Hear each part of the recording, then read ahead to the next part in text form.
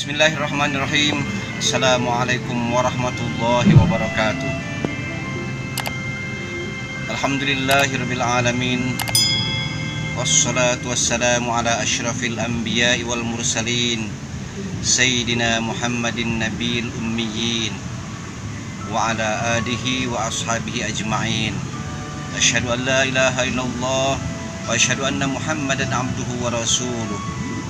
Allahumma salli wa sallim ala Sayyidina Muhammad wa ala ali Sayyidina Muhammad kama sallaita ala Ibrahim wa ala ali Ibrahim wa barik ala Muhammad wa ala ali Muhammad kama barakta ala Ibrahim wa ala ali Ibrahim fil alamin innaka Hamidum Majid. Saudara-saudara kaum muslimin rahimakumullah, akhir-akhir ini kita digoncang begitu dahsyatnya dengan berbagai macam musibah yang melanda negeri ini. Kekuatan dahsyat itu sungguh luar biasa Allah berikan kepada umatnya sebagai bagian dari teguran. Kalau saja kita sebagai umat manusia ditegur oleh saudara-saudara kita, diberi nasihat, diberikan teguran,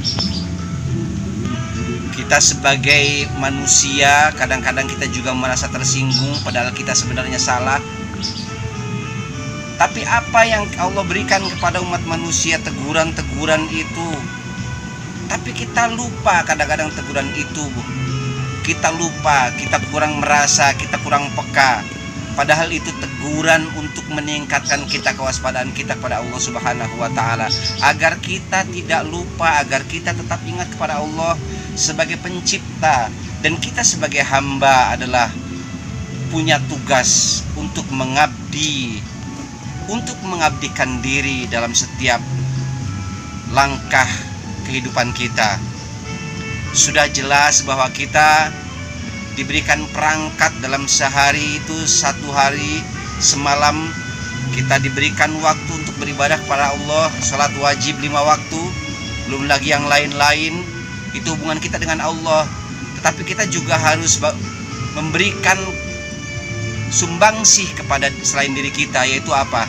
Kita harus memberikan dakwah-dakwah, pencerahan-pencerahan, sehingga orang-orang yang selama ini kita tilai mereka lalai, itu insya Allah dengan kita memberikan nasihat yang baik, nasihat dengan penuh keramahan, insya Allah di situ akan memberikan ketertarikan sehingga Allah memberikan cahayanya kepada orang yang kita beri peringatan. Allah memancarkan sinar lewat kita sebagai orang yang memberikan peringatan sampai kepada orang yang kita tuju. Saudara-saudara kaum muslimin rahimakumullah, kembali kepada kejadian di akhir-akhir ini, kita tahun 2001 cukup luar biasa. Begitu Allah memberikan teguran kepada kita, semestinya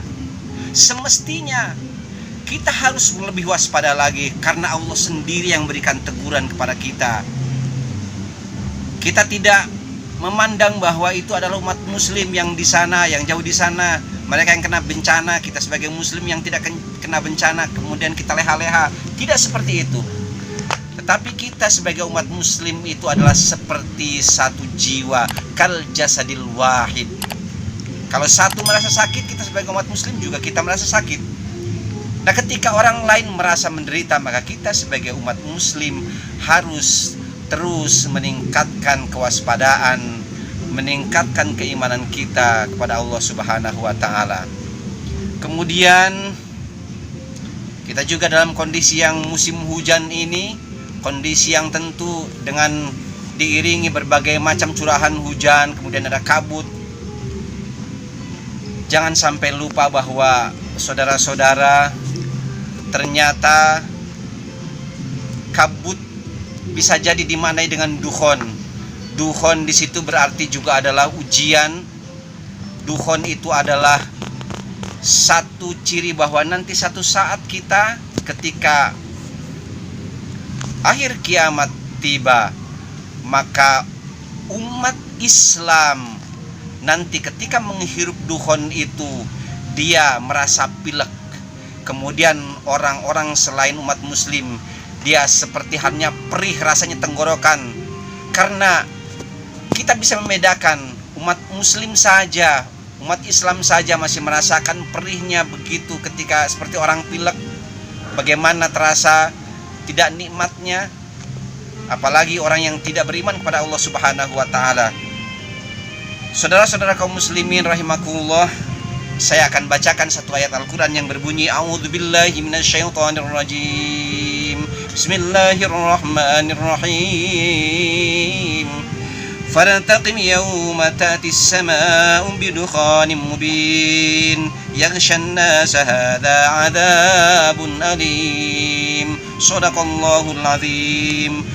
Maka tunggulah hari ketika langit membawa dukhon, yaitu kabut yang nyata yang meliputi manusia.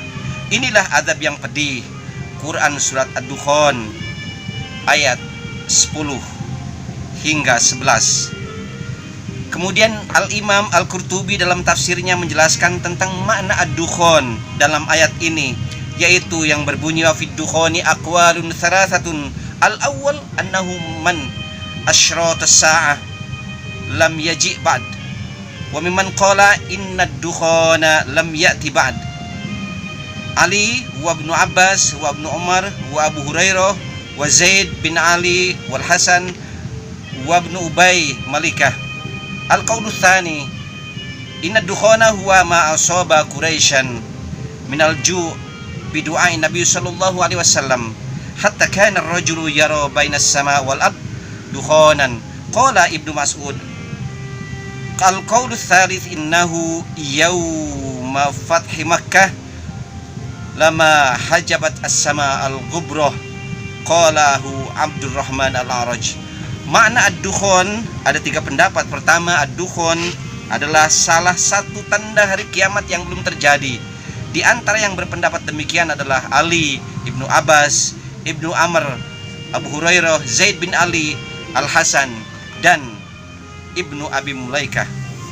Kedua, ad-dukhon adalah khayalan yang menimpa kaum Quraisy ketika mereka mengalami kelaparan ekstrim atas doa Nabi Muhammad SAW, sehingga orang-orang ketika itu seperti melihat dukhon, asap di antara langit dan bumi.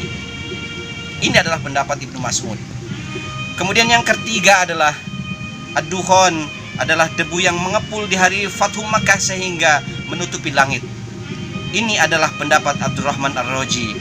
Dari 3 pendapat ini bisa kita tarik kesimpulan bahwa makna ad-dukhon kalau kita rasakan pada saat sekarang dengan bencana ini, diantaranya juga ada bencana kelaparan dan lain-lain, ini adalah bagian juga ad-dukhon. Ujian yang datang itu adalah sebagai bagian dari ilustrasi.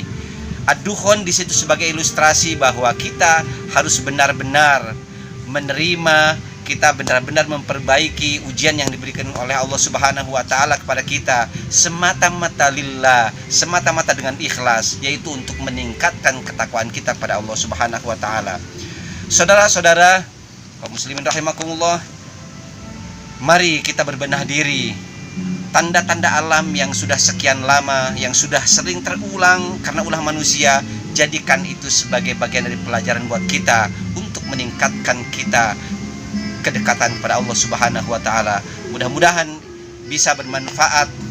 Segala kekurangan ini adalah semata-mata karena saya. Billahi taufiq wal hidayah. Wal afu minkum. Wassalamualaikum warahmatullahi wabarakatuh.